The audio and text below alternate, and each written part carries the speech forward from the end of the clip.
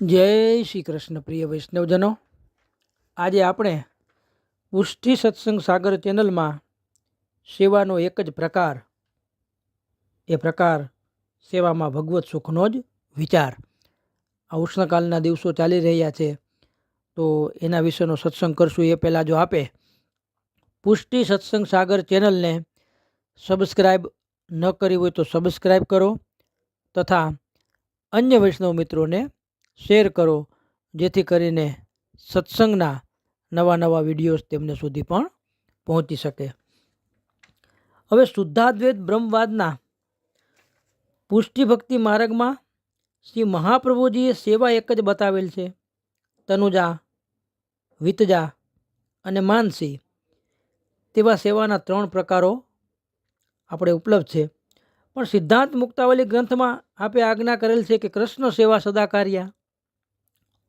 શ્રી કૃષ્ણ સેવા એ જ પુષ્ટિજીવનું મુખ્ય કર્તવ્ય છે. તનુજા અને વિતજા બંને એક જ સેવા છે, જે સાધનરૂપ છે, જ્યારે ફલરૂપ માનસી સેવા મુખ્ય સેવા છે. તેથી માનસી સા પરામતા, માનસી સેવા જ મુખ્ય સેવા ગણી.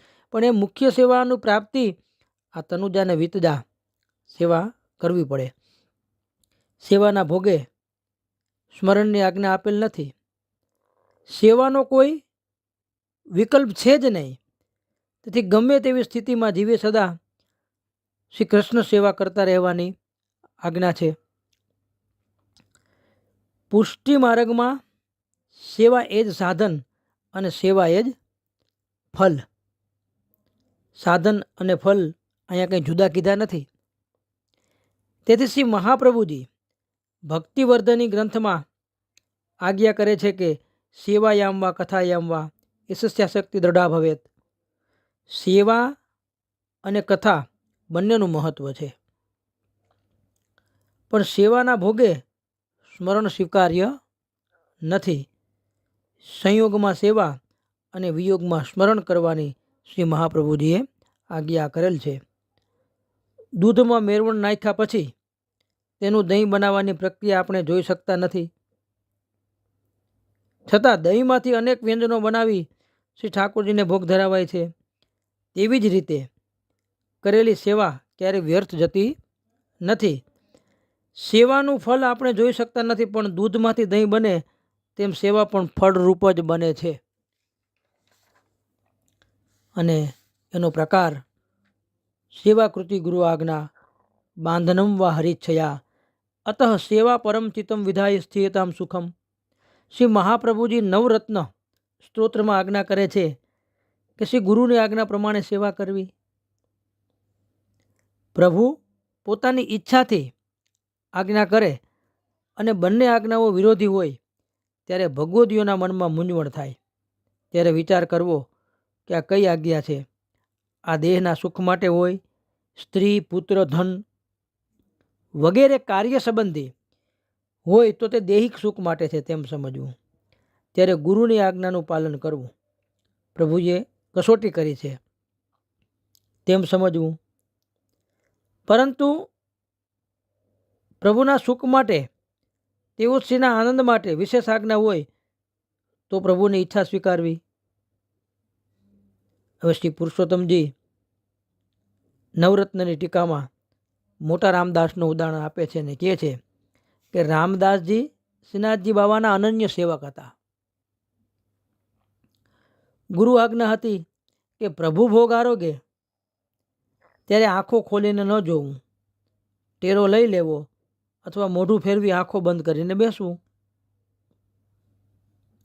એક વખત રામદાસજી ઉષ્ણકાલના દિવસો હતા અને સ્વાભાવિક છે કે એમાં ગરમીનો પ્રકોપ હોય, તો પ્રભુને ગરમીને લીધે પરિશ્રમ પડશે એમ વિચાર કરી ટેરો ન લીધો અને આંખો બંધ કરી અને મોં ફેરવી અને ધીરે ધીરે સોહાતો પંખો શ્રીનાથજી બાબાને રામદાસજી કરતા હતા એ સેવા. તે વખતે શ્રી ગોવર્ધન ધરણ પ્રભુએ આજ્ઞા કરી કે રામદાસ, કેમ આંખો મીચીને બેઠા છો? મારી ઝાંખી તો કરો અને આ નેત્ર સુખ તમે પ્રાપ્ત કરો. રામદાસજીએ કહ્યું, પ્રભુ, ગુરુદેવની આજ્ઞા નથી. આપ ભોગ આરોગી લો, પછી આપણે નેત્ર ભરીને હું નિરખીશ.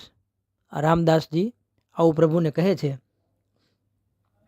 પ્રભુ પરીક્ષાર્થી કહેતા હતા.